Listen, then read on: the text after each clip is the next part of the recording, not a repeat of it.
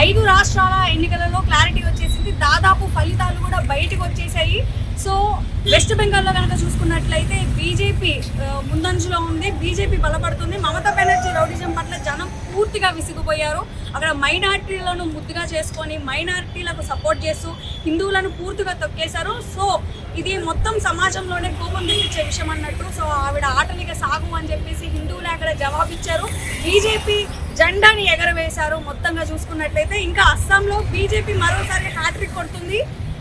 హిమాంతు బిశ్వ శర్మ అమలు పరుస్తున్న సంక్షేమం అభివృద్ధి కార్యక్రమాలు ప్రజల్ని ఆకట్టుకుంటున్నాయి. ఇక బీజేపీ డబుల్ ఇంజన్ సర్కార్తో లాభాలను ప్రజలు గమనించారు. సో దీంతో చక్కటి ఫలితాలు సాధించారు అక్కడ కూడా. అండ్ కేరళలో కాంగ్రెస్ కూటమిపై చేయి సాధించింది. 10 ఏళ్ల వామపక్షాల పాలనలో విసిగిపోయారు. పెరిగిపోయిన అవినీతి, కమ్యూనిస్టుల గుండాయిజం కొంప ముంచేశాయి. ఒక రకంగా దేశంలోనే కమ్యూనిజం తెరం మరుగైనట్లు కనిపిస్తుంది. తమిళనాడులో ఎవరు ఊహించిన విధంగా విజయ్ పార్టీ టీవీకే బలంగా పుంజుకొస్తుంది. డిఎంకే, అన్నాడీఎంకే పార్టీల అవినీతి, బలమైన డామినేషన్తో జనం విరక్తి చెందారు. కొత్త తరానికి పట్టం కట్టాలని నిర్ణయించుకున్నారు. యువత వైపు ఆకర్షితులయ్యారు.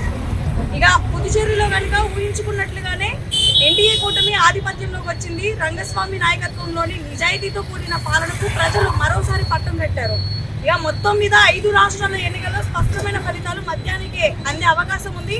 సో మీరు కూడా ఎక్కడ స్కిప్ చేయకుండా న్యూస్ని చూస్తూనే ఉండండి. అండ్ ప్రతి ఒక్క అప్డేట్ని మేము మీకు అందిస్తూనే ఉంటాము. Mind Media, the voice of India.